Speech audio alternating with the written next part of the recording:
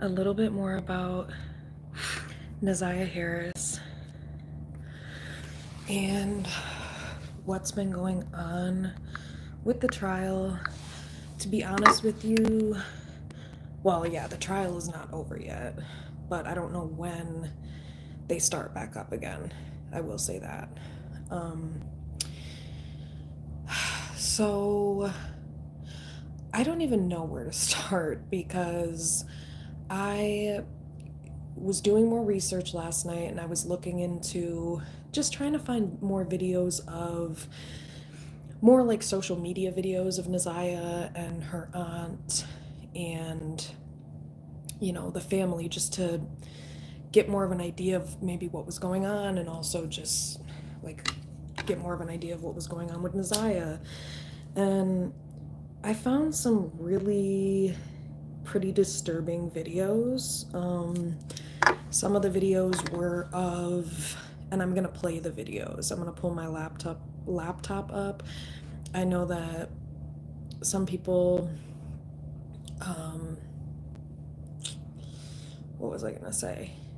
I don't know how to like share my screen when I'm on a live. I already tried to do that. I think you can only do it on your computer, but I could be wrong. But anyway, I'll show you guys the videos, and if not, I'll post them after this live. I'll post shorts of the videos because I think they need to be put out there. I think I'm going to make some shorts of the grandmother and how the grandmother was talking to the kids. So there is a video that one of the kids recorded of the mornings at their grandmother's house. And if you saw the grandmother testify, one of the things that the grandmother was, which it seems like they were all kind of trying to paint this innocent picture, which is very common with any type of dysfunctional family dynamic where things are swept under the rug.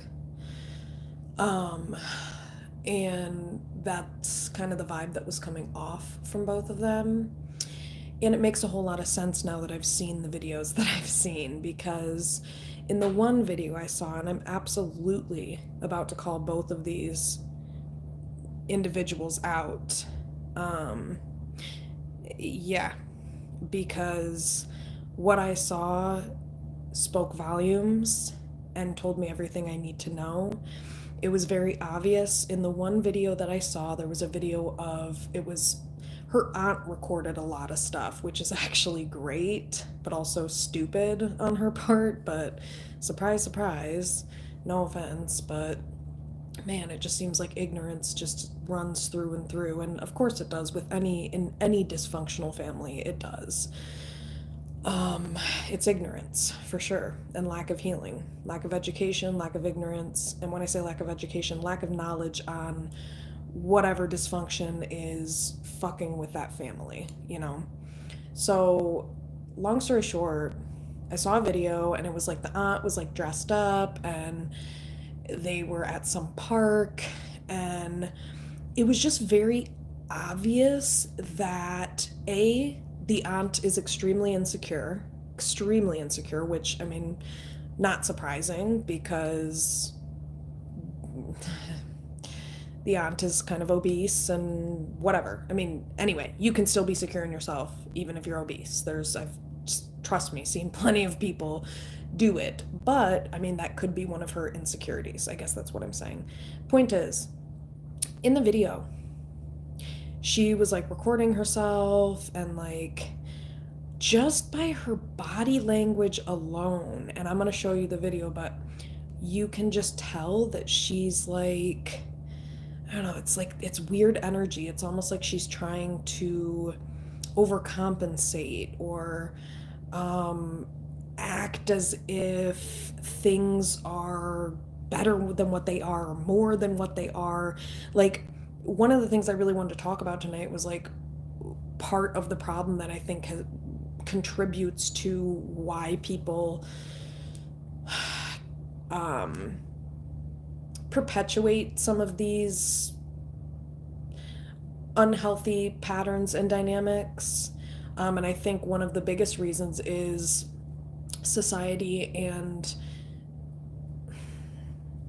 this pressure to live within a certain image, within a certain box, I guess. And as women, I think insecure women, I'm going to put it that way, I think insecure women maybe, and again, this is not speaking from personal experience, but this is just my theory.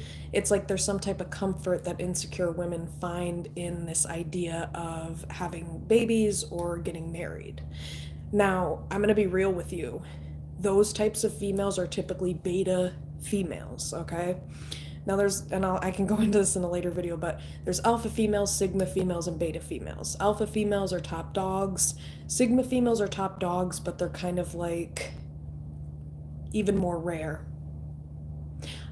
I believe I am a sigma female, I would say. Anyway, my point in this is I think beta females tend to fall into that category more often than not, where they are seeking some type of external validation to cover up their own insecurities.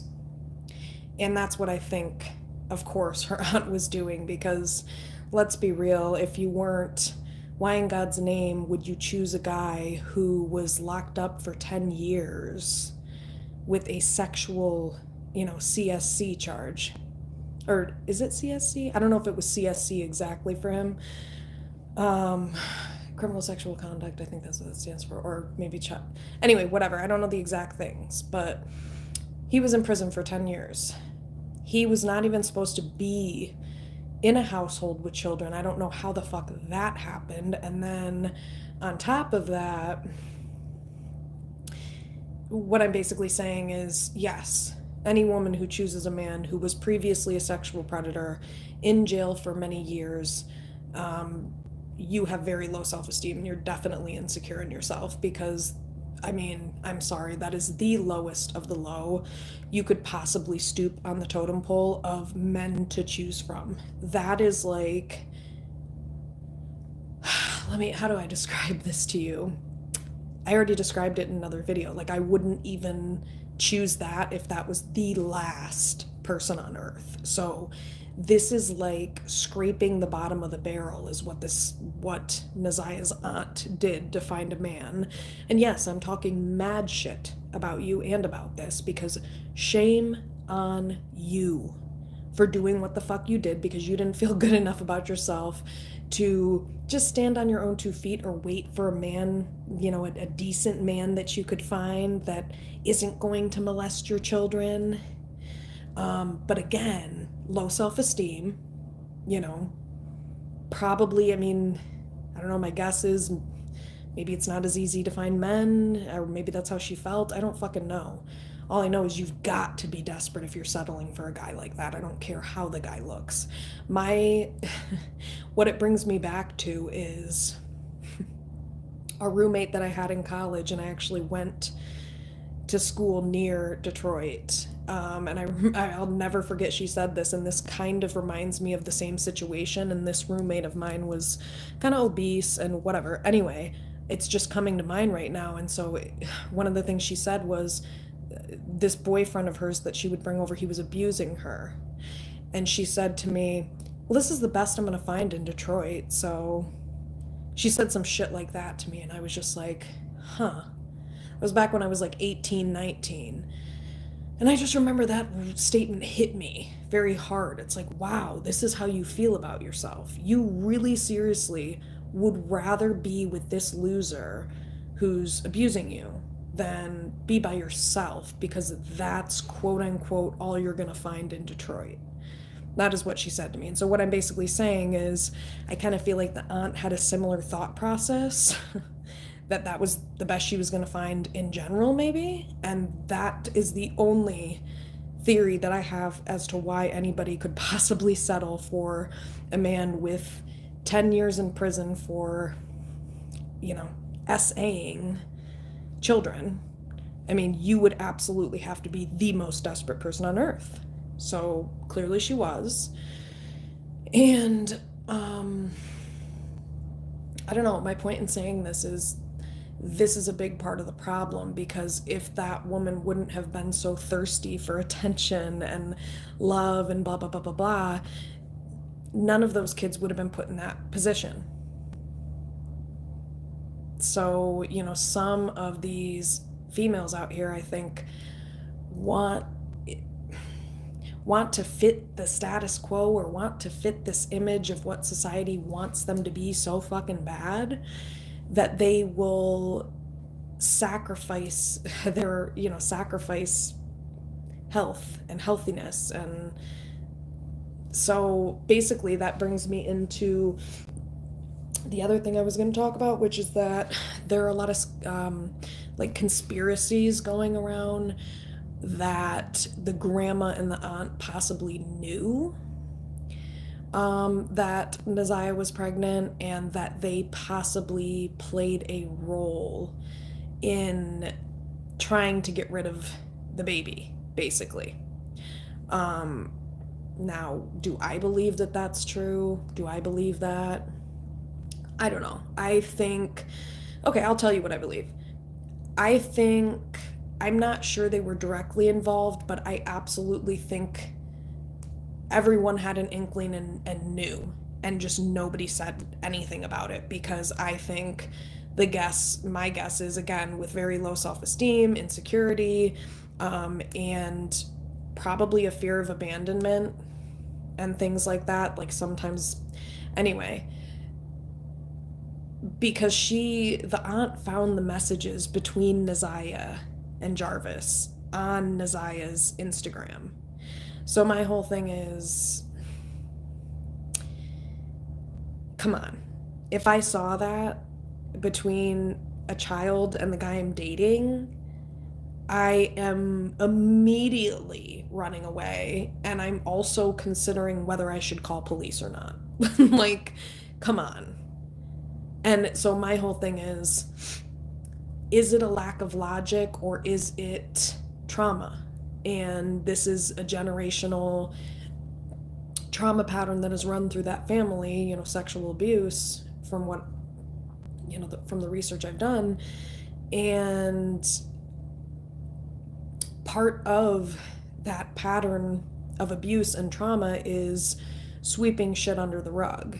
And part of that, which I found to be common when I've worked with mothers, or families where this is going on, and where the mother is in denial, for whatever reason, they seriously, I think they're lying to themselves. I don't know how you could possibly believe this, but for some reason, I remember I worked with this one woman, and I really detested, I'm not gonna lie, I resented having to get on calls with this woman, because it was a similar scenario where CPS had been called because her boyfriend was, doing inappropriate things to the daughter, and this woman seriously did not believe the daughter.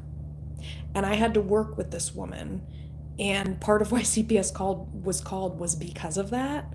And so I had to somehow work with this woman to get her to recognize that a child's not going to lie about that. I mean, literally, that's pretty much, it was cringy. It was extremely cringy, and it was hard for me to be nice to that woman, I'm not going to lie, because I could not wrap my head around how in God's name, I get getting involved with CPS with supervision cases or dirty house I get shit can happen like that, but this?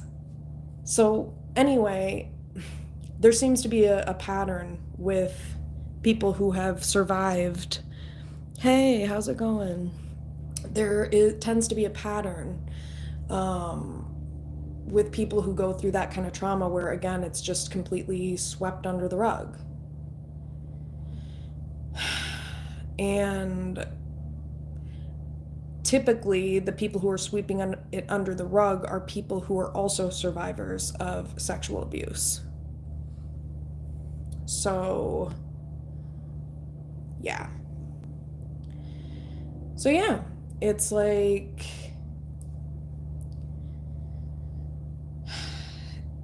I think they knew on some level. I think that's what it was. I'm not sure if they knew entirely. I definitely, based on the video I saw of the grandmother, can tell you 100% for sure that the grandmother is abusive. Absolutely, without a doubt. There's no question of that. In the video, the grandmother is cussing the children out. She is telling them to put their motherfucking coats on. She's telling them, put your goddamn coats on, put your fucking coat. Just trashy. Trashy, low vibrational. Trashy, low vibrational, shit, you know? It's like, so, and I am going to show that video. I'm going to post it on my channel because I think this needs to be put out there, that a huge part of the problem, the biggest part of the problem, really, was the women in that family and who they're choosing, you know, as partners and what they're choosing to allow or not allow. And that video I was talking about with the aunt, so they were at the park, and it was really weird because like all of the aunt's kids were there. So she had 5 kids with this creepy sexual predator Jarvis guy. And she was like showing off her kids in the video and like, oh yeah, hi Janiyah, like here's my daughter Janiyah. And it's like, I'm not trying to be mean, but like all of her kids are not as pretty as Naziyah, of course. And she's like showing them off in the videos, and it's like, yeah, okay, lady, whatever. We get it. You're like trying to live this false image of, oh, I have kids and I have a life and whatever, but you don't because you procreated with a sexual predator. That's not a life. You're pretending. And that's what it came off as. And then Naziyah was like in the background and she was like waving in the background, and it was like just so obvious who was valued, what children were valued and what were not. Because my whole thing is, why was the aunt not embracing Naziyah? When Naziyah was waving in the background, why didn't she say, oh, Naziyah, come in here, or whatever? No, she was, you know, saying, oh, here's my daughter Janiyah, which, by the way, copycat bitch. Like, give me a break. Like, oh, yeah, that's original. I wonder how you came up with that name. Again, it's just like, it is jealousy. Even with the names, it's so odd. It's like, clearly this aunt. And my whole thing is, the reason I want to highlight this is because this doesn't get talked about like ever, I don't think, where it is very possible, and I have seen it happen, I've experienced it, where if there's a stepmom or there's an aunt or there's a woman that is not a female's mother, that is like the parent or they're the guardian, and the kid that's not theirs is more attractive than their own kids, they will purposefully treat the better looking kid worse. And that's what I think was happening. And I think it was based on looks. I do feel like looks were a huge part of it. I do. I definitely do. And so I think it's weird. It's like this lady, kind of like the vibe that I got of the video was, there's some amount of like status or value or importance or something that she thinks that there is in like having kids and saying that you've had kids and saying you like have this family with this person. I don't know if she's like, for her that equals success or something like that, that she got a man to even pay attention to her ugly ass. I don't know. And yes, you guys, I'm a straight shooter. I'm not gonna be polite, because the reality of it is these people do not deserve politeness because they didn't do anything close to provide that amount of emotional safety and peace for Naziyah. So I'm absolutely not going to do that here. The aunt definitely was jealous.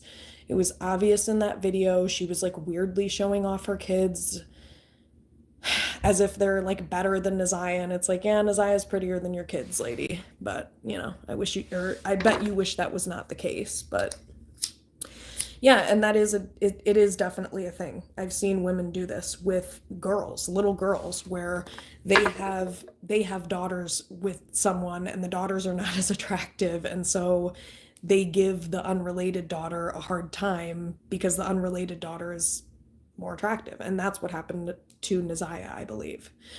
And this is why it's so important to have a mom around, especially in a circumstance like this with Naziyah. And this is where I will go back and I will absolutely, absolutely give Naziyah's mother a hard time over this, because it pisses me off that people are trying to, oh, we'll give her a pass. It's a hard time. No, bitch, I'm sorry. I'm not giving you a pass for shit, because while you were sitting on your ass doing whatever the fuck you've been doing, your daughter was getting sexually abused. And you are responsible for that because you gave birth to Naziyah. You did. I don't care if a court said this aunt adopted Naziyah.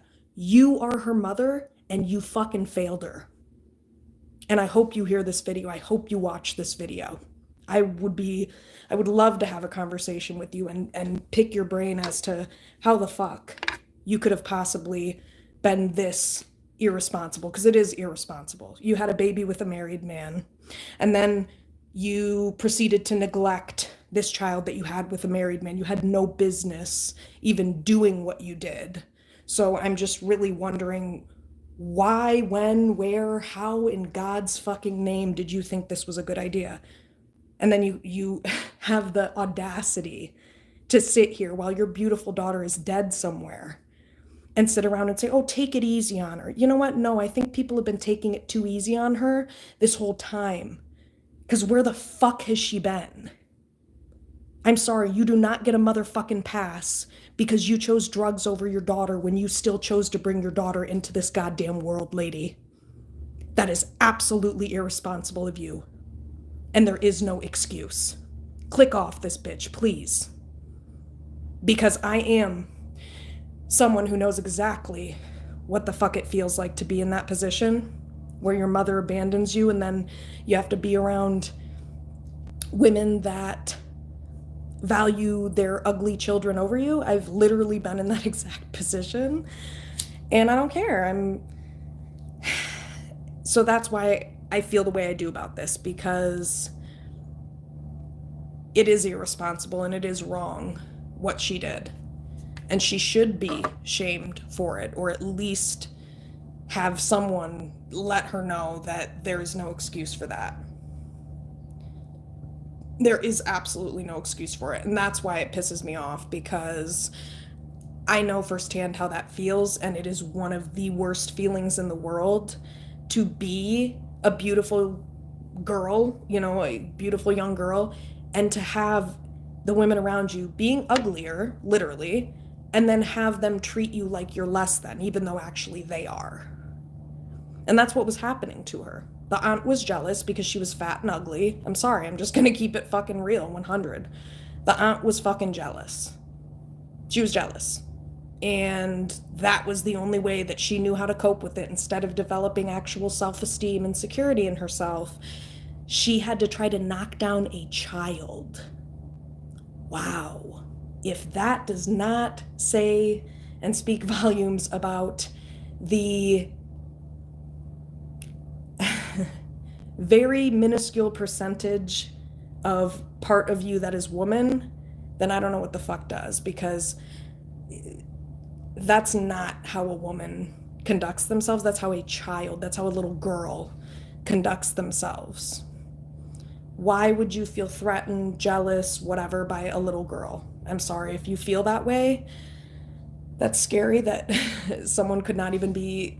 It's scary that someone could lack that much self-awareness to where they start getting feelings of jealousy or feelings of being threatened by a little girl, Naziyah's aunt, and that she couldn't recognize that and recognize, like, oh wow, this is a problem.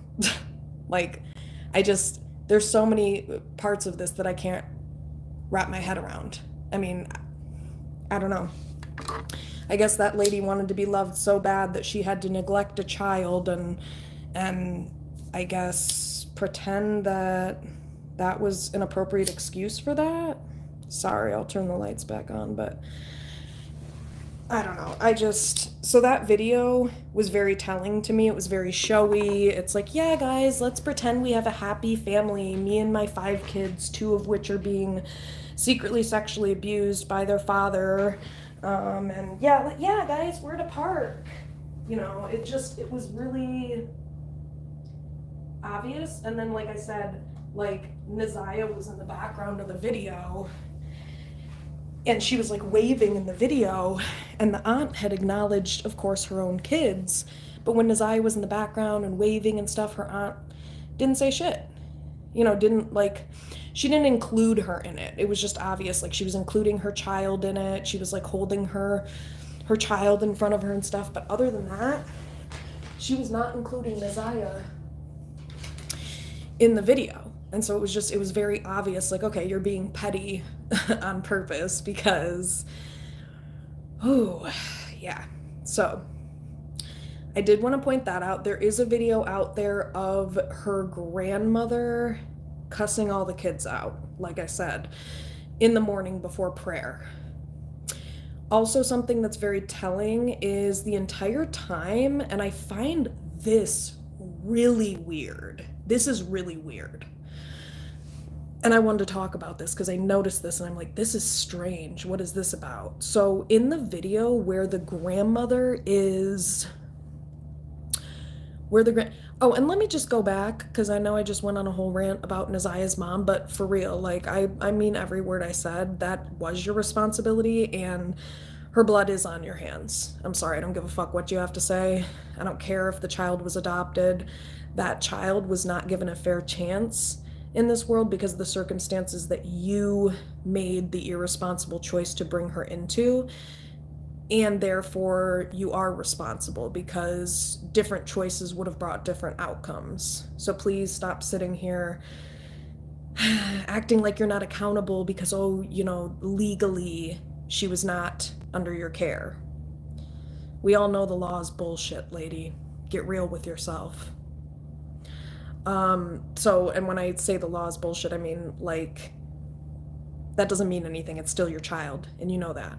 So, anyway, the other thing I was going to say was it was very odd because in the video with the grandmother cussing at the kids, that Jarvis guy, the creepy Jarvis guy, the sexual predator, was sitting on the couch with his hood on.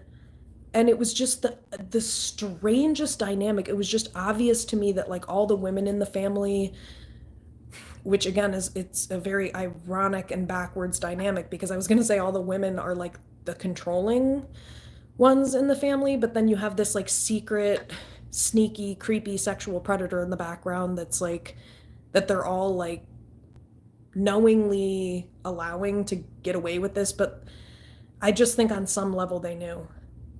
They definitely knew on some level. And so my point is, it was very odd the way he was just like sitting there in the video. Like normally in the most ideal dynamic, I would say both parents, like guardians, should be connecting with the kids, but also this grandma was abused. I mean, she's abusive. She was definitely verbally abusive, but I was also going to say, I just find it odd that like you would kind of expect that as the father and the man that he would have said something, or I mean, it was a very odd dynamic. It was almost like the grandmother was the man and this dude sitting on the couch. The only people who were talking were the aunt and the grandma. So that leads me to believe that they were abusive in some way, shape, or form. The grandma definitely was verbally abusive. I heard it on the video. And then there was like this covert abuse going on. So, you had the overt abuse that I was talking about, and then the covert stuff that was going on. So it was just a very odd dynamic because, like I said, I you would expect that, but it's like the feminine energies, or the women rather, have more masculine energy in this circumstance, or were coming off that way. And I just find that interesting, that like how he was just sitting there on the couch like he was a child. Like Like, the Jarvis guy was sitting on the couch as if he was a child too. He wasn't saying anything. It's like, aren't you an adult? Like, are you afraid to speak? It's like, was he afraid? Not actually afraid, but like, yeah, that's kind of what that came off as. It's so weird. It was just so odd um, to see that dynamic, basically. But yeah, so it's like, trying to think what else. Those were the two videos for sure that I wanted to show. Um, there were also some other weirdly questionable videos where, like, okay, first off, there was a video that she posted with Janae Aiko's song in it, the song she made for her daughter. And Naziyah was pregnant when she went missing, and so that song probably was a hint, a subtle hint. Um, and so, it almost makes me think, what's kind of coming to me intuitively? I think the aunt picked up on it intuitively. That's what I think. I think she picked up on it because she probably saw some of Naziyah's shit, like the social media videos, and she put two and two together as any adult would. Like, that's kind of obvious. You're playing a song that's clearly meant for a baby. Why of all songs would you choose that song? So her aunt, I think, secretly had an inkling that there was something going on already before she saw these, but I think she started piecing things together. And I think instead of doing the right thing, she stayed silent because of her insecurity and because I think she was secretly jealous.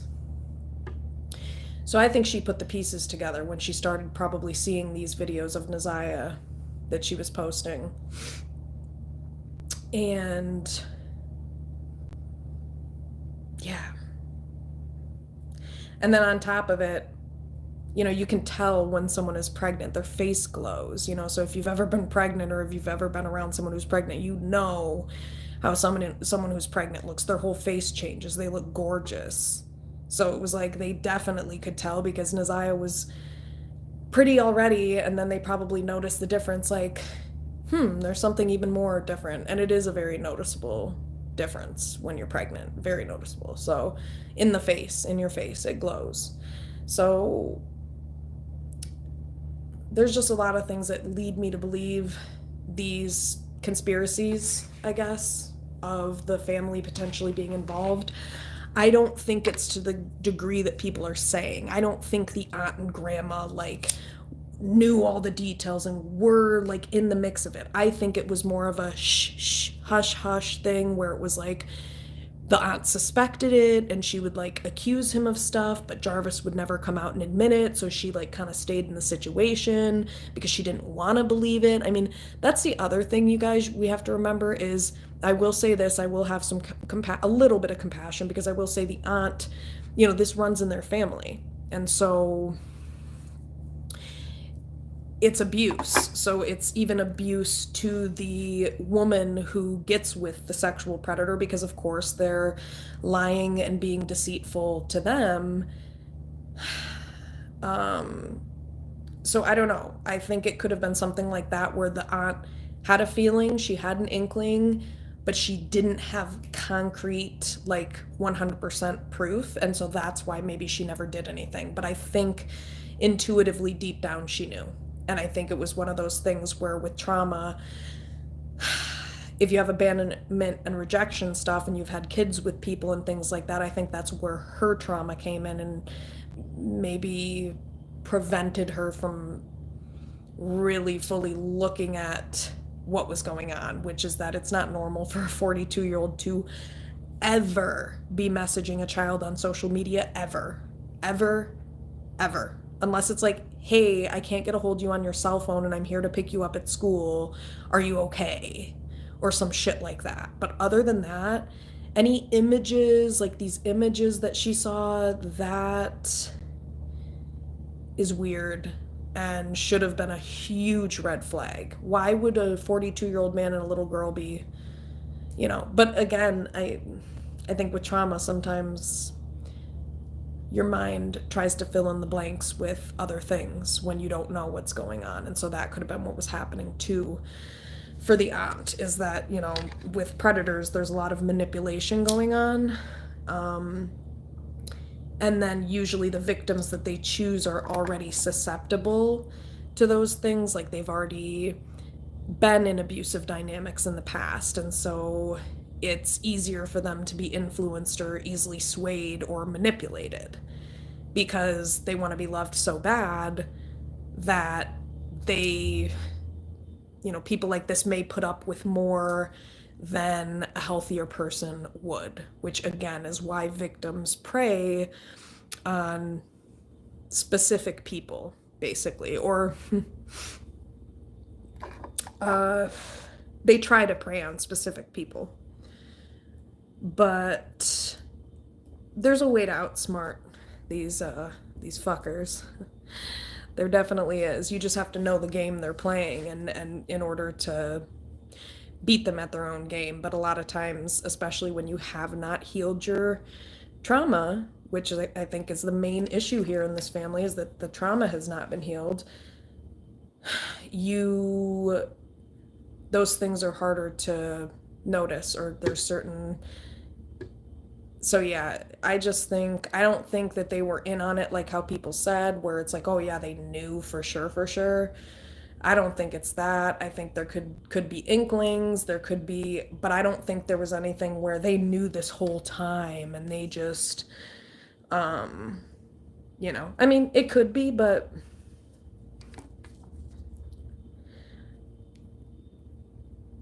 I don't know. But then, the other thing that makes me wonder is that I did see text message exchanges, and I don't know where the fuck people are getting these. I don't know where the fuck they're getting this information from, but I've been doing research and I found some pages where people are showing the text messages between the aunt and like someone else. And there was one text message that this woman discussed, and it was like, she said something in the text, and it was, how do I put it? The way they were talking, it was kind of like, I don't know if they were doing it on purpose, but kind of like purposefully talking in a way where it was like in code, like not straight up saying things, like hinting at things and stuff like that. But also there was some pretty direct stuff in there that was just disgusting and made absolutely no sense. Like the aunt saying something along the lines of, Naziyah I don't even know. There's not enough context for me to share the text, but basically she was talking about essentially claiming that Naziyah was like interested in things that she definitely was not. She was being abused. So then that led me to believe, like, wait a second, did she know?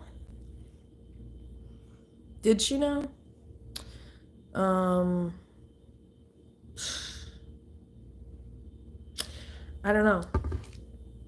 Like I said, maybe not directly, but I think she had some really, really, really strong inklings for sure, and she had enough evidence to know something was off. I think that's what it comes down to with this, is that she had enough evidence. Like I said, if I saw a message between a 12-year-old and a 42-year-old, the person I'm dating, I am immediately like what's going on, and do I need to call the police? Because that's weird.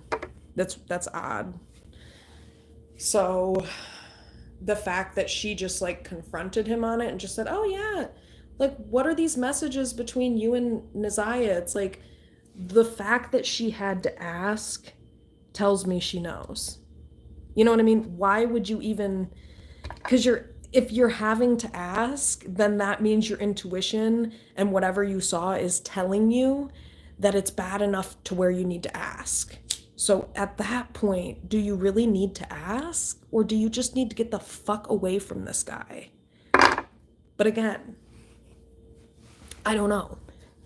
So I think it's much more complex too. It's not just oh, shame on them, they knew better. This is all trauma related shit, and that's not an excuse, but I would guarantee that a lot of this stuff that was going on was very subconscious. And again, there's no excuse. This is why you guys always hear me preach that there's no reason for people to have kids unless they've healed, because it's a selfish endeavor. It's a selfish action. It doesn't make any sense. Yeah, I'm gonna go unhealed and like try to raise this kid when I'm still hurting and repeating the same dynamics and trauma patterns from my childhood so that my kid can grow up and do the same thing. Because that is what you're doing.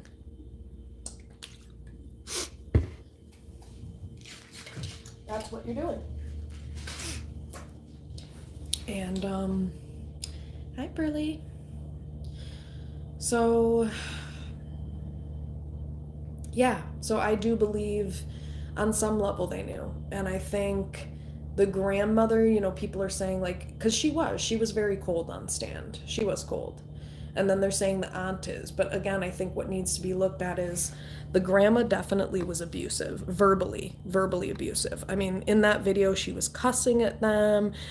Put your goddamn coat on. Put that motherfucking coat on. I mean, she was just, and it wasn't like, okay, like, how can you be polite when you swear? Because I was going to give an example of it. But like, yeah, no, there is no example. But it just, her tone of voice was really nasty and mean too. I think that's the point. And she was just, it was very weird. It was almost like everybody was like afraid of her. It's kind of like everybody in the room was like afraid of her. Nobody was talking, nobody was saying shit. It was just the grandma and the aunt, really. And the aunt even wasn't even saying a whole lot, but it was just strange. And I think it's kind of eerie if you think about it, because it's like the grandmother's sitting there and you've got her daughter Shannon and you've got Jarvis, and then you've got 3 generations there, all of which are sick from the same ailment, from the same trauma pattern of sexual abuse. And it's just kind of crazy to see that, because it's like her sitting in this chair and everybody's just like sitting there afraid of her, waiting to take her orders. But I find it ironic because this is the same woman who destroyed 2 generations of genetics with her decision making, and this is the woman that you guys are looking up to. That makes no sense. But again, dysfunction, usually when you're in it, sometimes you don't even realize that it's as dysfunctional as it is. But again, none of these are excuses. It's just more of an explanation for understanding of how things could have happened the way that they did, and how and why I think these women are responsible, but also generations worth of trauma is also very much so responsible, and lack of healing of that trauma is definitely responsible. Hi, Burley. Come here. Come here. But yeah, those videos were crazy. So I'll post those, and then trying to think if there was anything else, because those were the main things. So yeah.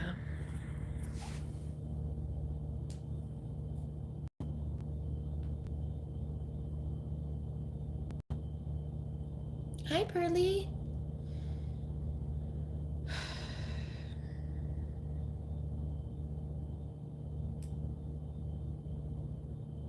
Yeah. Yeah.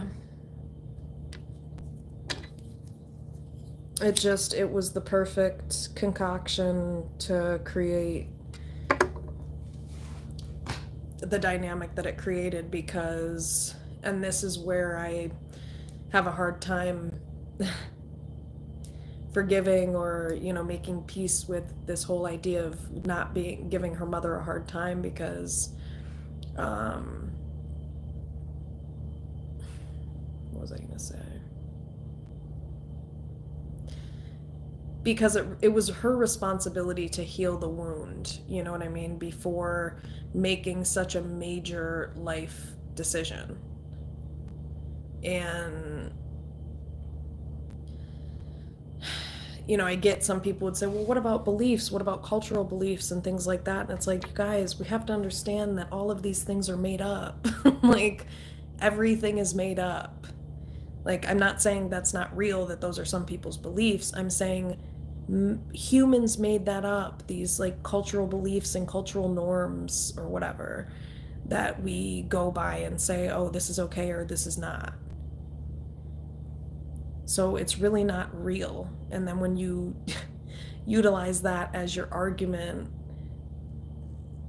it doesn't really make sense, because I know some people are like, what are you trying to say? Culture's not real? Yeah, culture is real. That's not what I'm saying. What I'm saying is that these ideas that we've created about what is and isn't, like, acceptable for any group of people, like, that's not real. Some person somewhere along the way, actually not somewhere along the way, with experience and behavior, that became a quote unquote norm, but that doesn't mean it's a norm. Does that make sense? It's just an adaptation of human behavior, if that makes any sense at all.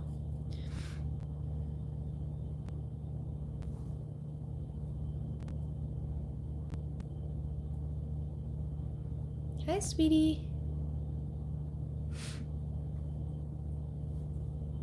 So yeah, I just think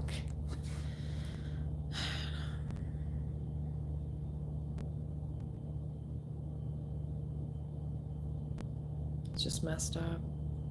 But yeah, so I think when people are like, oh man, they were so cold, the aunt and the grandma, they were cold on Stan. But I mean, the grandma, just from one video alone, she's verbally abusive. So abusive people are typically either narcissistic, sociopathic, or psychopathic. So she's probably narcissistic. So I would not expect, or, you know, some type of abuser. So I wouldn't expect a whole lot of emotion. But again, if you don't know what you're looking at or who you're looking at in that moment, yeah, I mean, it's normal that somebody should be upset over what's happening, and if they're not. But from what I saw in the video, I'm sorry, to me it didn't seem like any type of care was being, the way she was talking to those kids sounds like that's how she talks to those kids all the time. Because, and how do I know that? Because I don't even know if she knew this little boy was recording the video. It was one of the kids that was recording the video and recording what was going on, and I'm not sure that the grandma even knew that the kid was recording. So it kind of got her natural energy in the video, which gave me more of an idea of the type of person she is.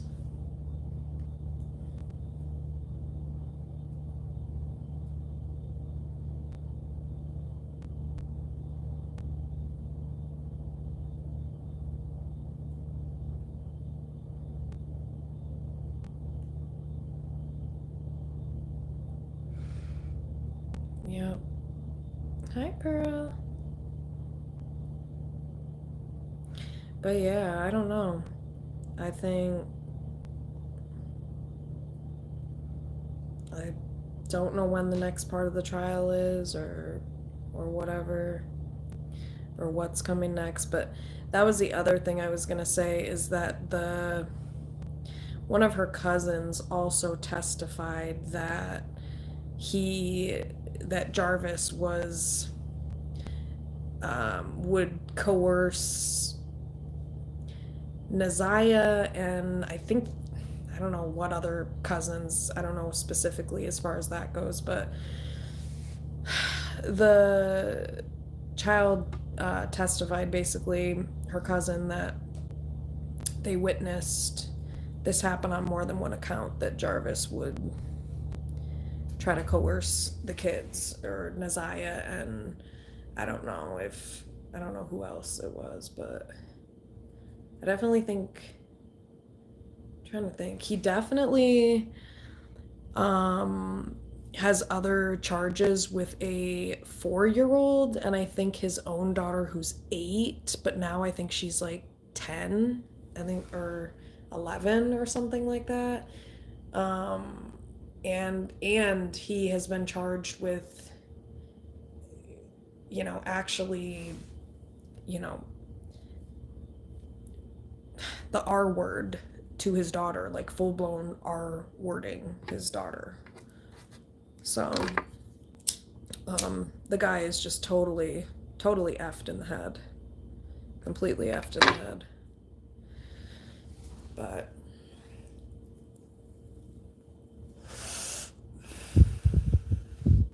so yeah, that was another part of the trial, and I don't think that they showed that. I didn't see a video of that, of the child testifying to this, but I saw an article on it. The child testifying about this, or the cousin testifying about this. So, yeah.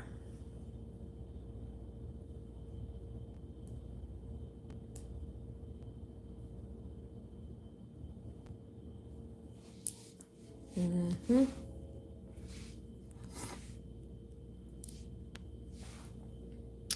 So, I think that was it as far as what I wanted to talk about mostly.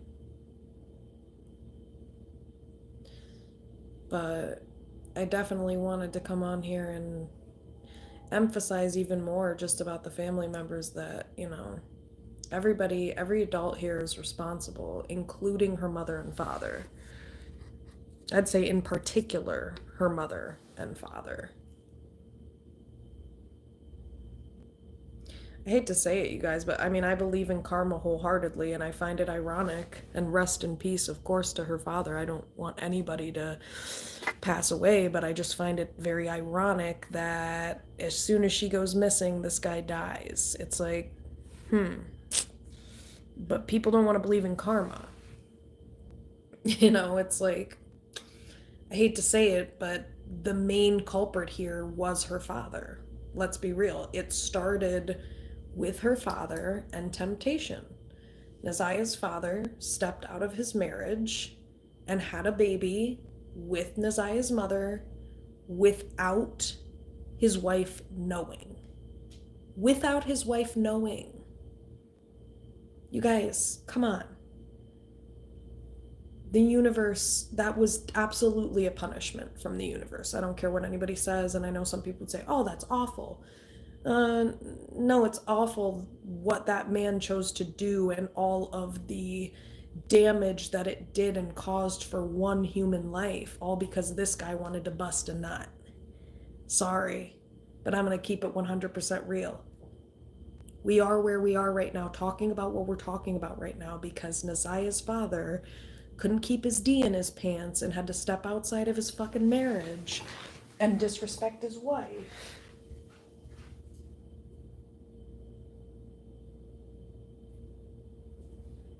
And in doing so, there was a consequence for that. Not even a consequence, but really, again, people don't look at it this way. I do. The consequence was he got someone pregnant. He was at a karmic crossroads, and he chose to cheat. And then guess what? There was another karmic crossroads. And that karmic crossroads is, am I going to go forward with this sin to carry out having this child with somebody that when I married with this random person out of wedlock? Both choices, I think, were wrong. I think they were wrong. And I think that is why Naziyah is not here, and her spirit is resting, because that's what her spirit was supposed to do all along. And I think that's why it's so sad, because it's like, how much pain and harm and sadness could have been prevented had a different decision been made. And so that's why I think her father passed away, because I think the universe, I think that was karma. I think that was karma to him for having created such a mess with that one evil decision that he made to cheat on his wife. And so that's why I think the universe took him, because it's like, because of your decision, this little girl no longer has her life. Why should you have yours? Look at what you did. That's how I look at it. Some people may say that's harsh, but I definitely believe in karma, because I've seen I've seen it happen so many times to people around me who have done me wrong. So I know it's real. And I mean, very obvious accounts of it as well. So yeah.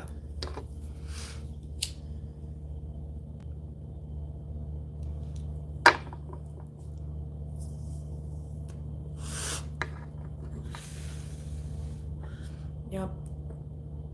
So, okay, this is a side note. This is a random thing that's coming to mind, but like,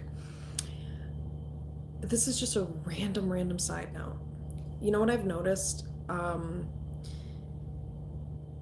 I don't know what. I just wish I could do some tests on my brain and my DNA and figure out. But I was gonna say, like, people, I have found this an odd pattern in my own life, and I'm guessing it's because I'm an earth angel. I don't know, but it's like, it's very, it's like the more that people try to destroy me or harm me, it's like the how do I put it? It's like the stronger I get. It's weird. It's like the stronger and more confident and more grounded I get. So it's like, it's very odd. I found this pattern in my life where I found that people will try to do bad things to me, and for some reason, instead of it being received in that way, it always somehow works out in my favor. Like, it always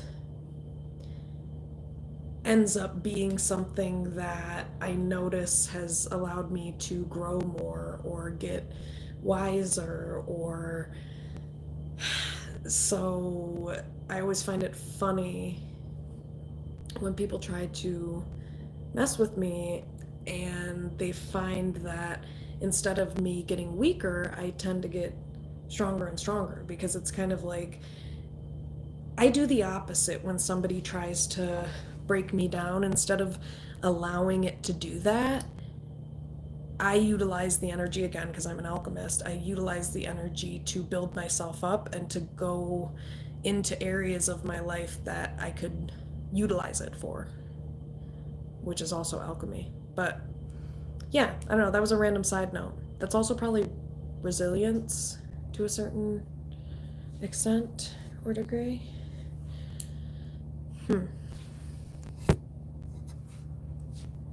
But yeah, it's like,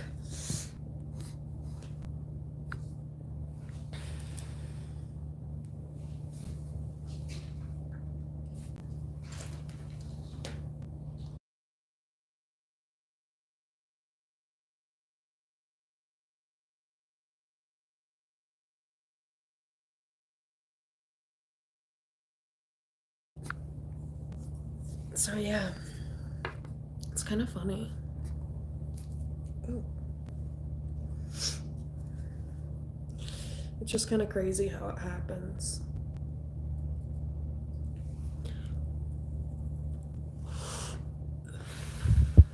But it does, and I'm very grateful for whatever the hell that superpower is that the universe gave me, because man, it has just been such an adventure to watch people try to break me down and fuck with me, and to watch them watch me only get better is hilarious and very fulfilling and satisfying.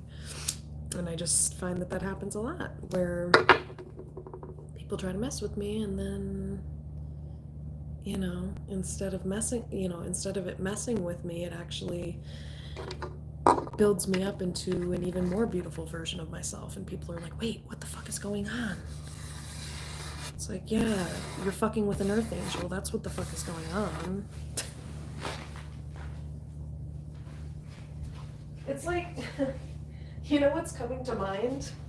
It's making me think of, you know, in like video games when you try to kill the person, like if you're in a shooting game and you try to like off the person you're on the same team with, and like they don't die.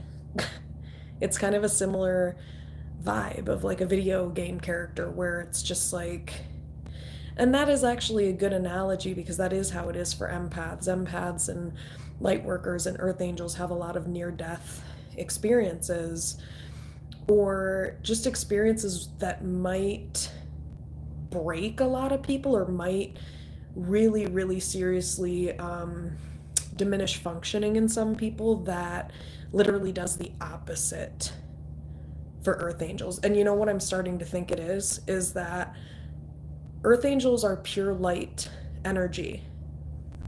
And I also find it funny because my first name means pure. I googled it, it means pure, P-U-R-E. Anyway, we're pure light energy. And so what happens is that when you're pure light energy and you're high vibrational energy, anything that anyone throws at you, it kind of it gets canceled out. It's kind of like these analogies are ridiculous. It's kind of like I don't know why that's coming to me. It's kind of like this analogy of, oh, somebody's coming up here.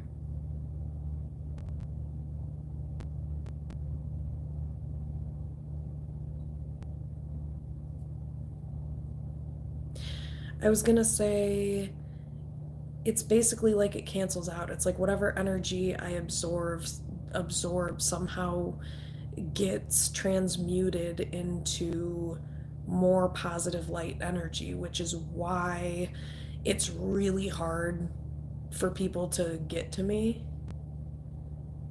That's why it's really hard for people to, you know, bother me or get to me.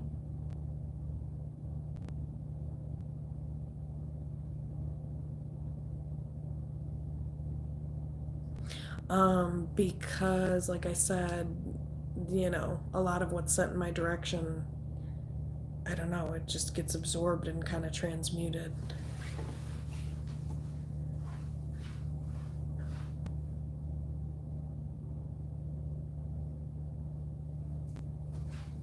I would even say it doesn't even get absorbed.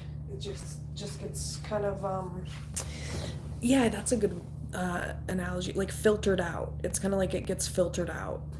It's kind of like a filter. It's kind of like an earth angel is like it's like a filter. It's like the energy that's shitty and isn't going to benefit. It's like it's not even just that it bounces off. It's just it gets kind of alchemized. That's what it is. It gets alchemized. And it can't, it's so low vibrational that the energy can't survive within, like for too long within the body or being of an earth angel.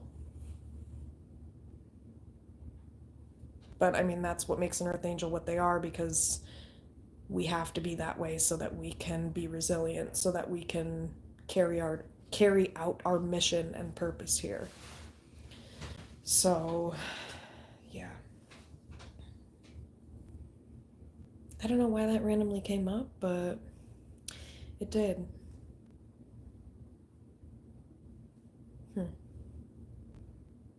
Because I think it's just like every experience I go through, I just learn more about myself and it just strengthens my connection with myself, you know? But it's all about how you interpret circumstances and deal with them.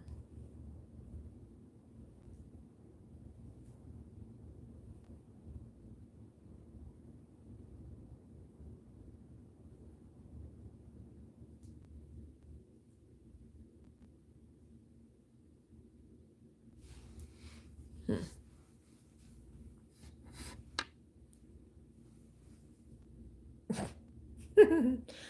You know, the other thing I thought was funny, I watched a little bit of the interrogation, but it's hard to hear the interrogation, the police interrogation, which is why I've not watched much of it. But I just thought it was funny because one of the detectives was kind of like using a tactic I've seen them use on Law and Order. She was trying to get Jarvis to open up more and to feel more comfortable. Like I knew exactly what she was doing. That's probably why they had her in the room, because they know that the guy is a creep and like um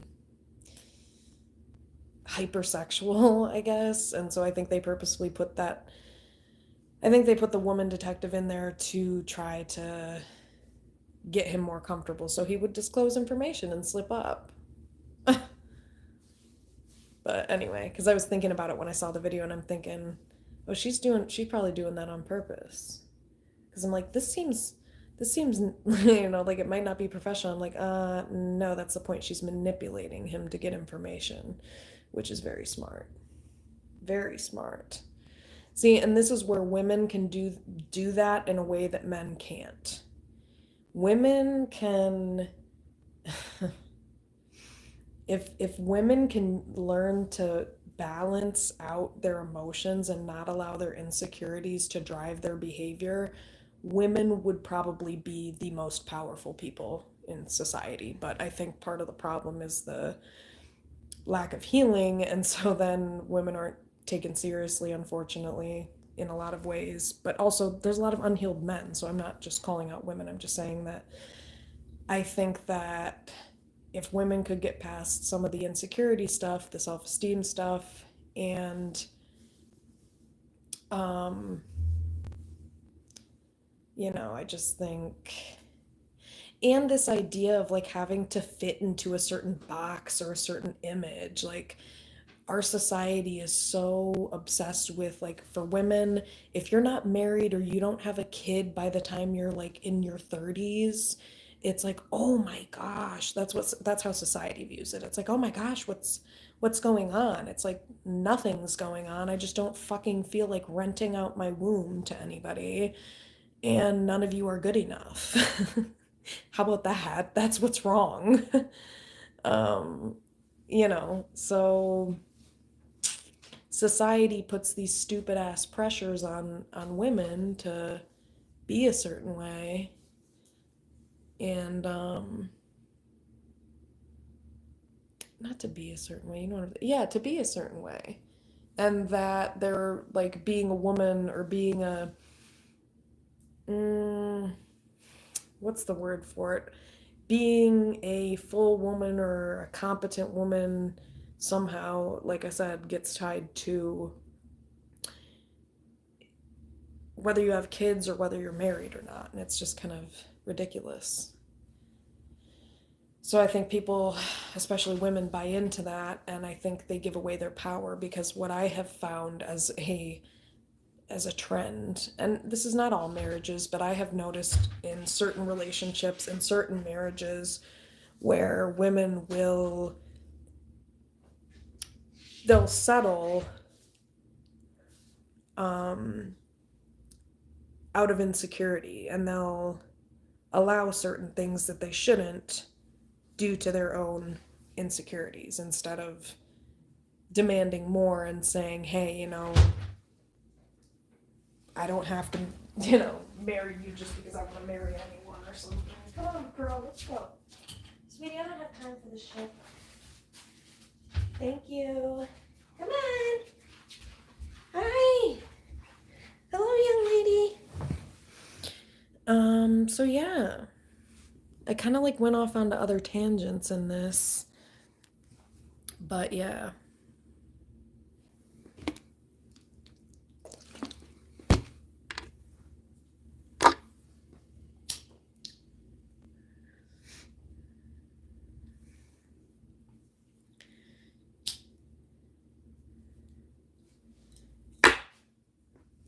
Pearl, come on, honey. Honey, I'm Pearl. Sweetie, I know you're doing this on perp. I know you're wanting some attention, sweetie, so come on over here. Hi. Hi. Psst.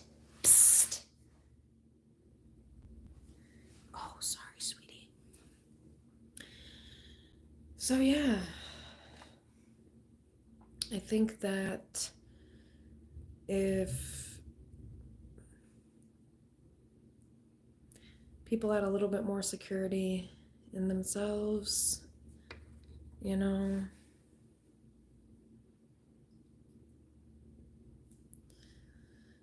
know, man. Pearl, honey, I know what you're up to, sweet pea. Hi, cutie. See, this, I love you. She's just so freaking cute. Hi, girl. Hi, beautiful lady. Hi, beautiful young lady.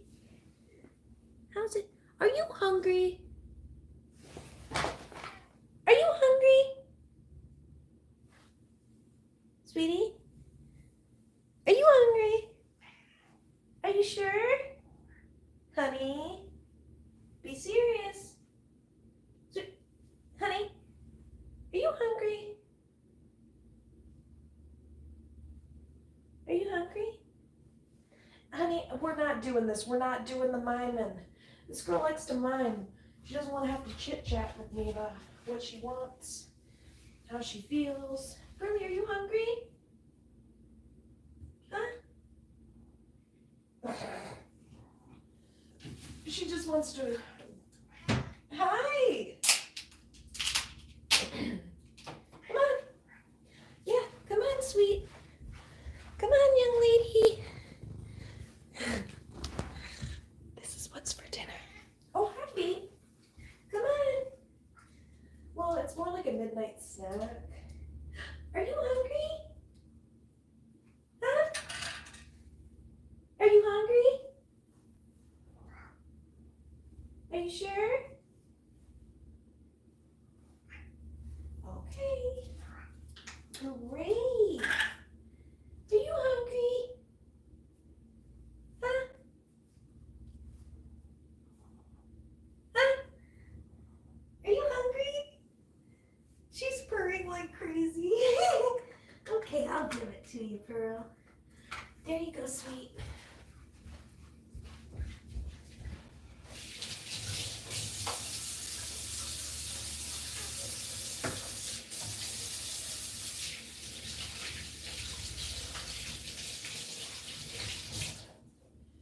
Okay, people.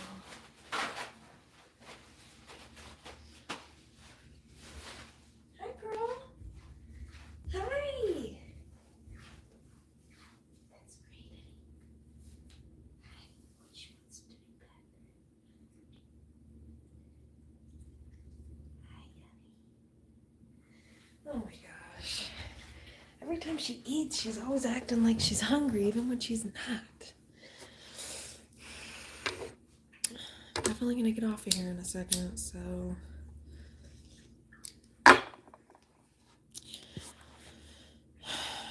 Maybe come back and do a reading.